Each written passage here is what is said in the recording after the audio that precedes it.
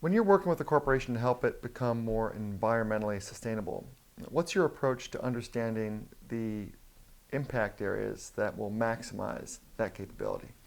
Well, first, you have to have buy-in from the company before you do anything, and that comes from a sense of mutual value creation, and you have to be upfront about what it is that you want to accomplish out of any sort of partnership, and you have to make sure that those terms are very clear. Yeah.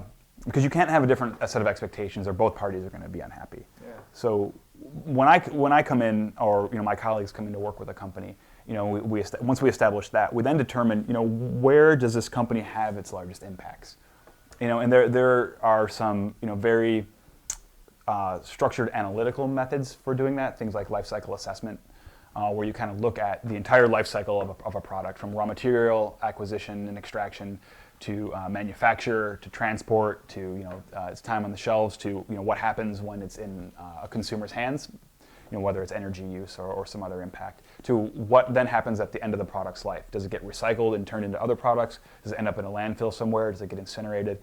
And you look at what the opportunities are with a particular company. What you really want to do is go after what the core strength of the company is in order to get maximum benefit. So if you're working with a bank, even though it does a lot of paper procurement, that may not be the best area to go after. I mean, yeah, you can reduce their paper, but is that really the best way for a bank to increase its leverage? Maybe they need to start thinking about green lending programs, or investing in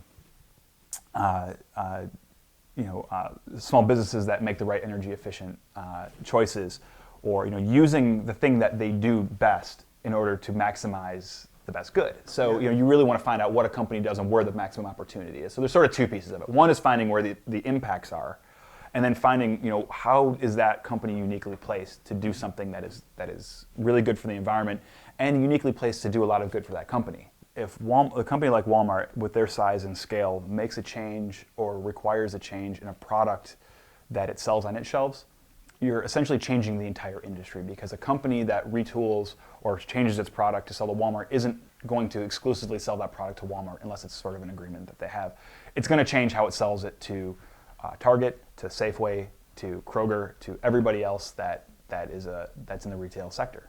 When you're working with a company like Walmart and you think about their supply chain, and its product supply chain instead of its own internal operations supply chain, there's some studies that have been done by the company commissioned that have said that 90% of the impacts that Walmart has influence over do not occur in Walmart's own operations. So Walmart can make their stores super efficient.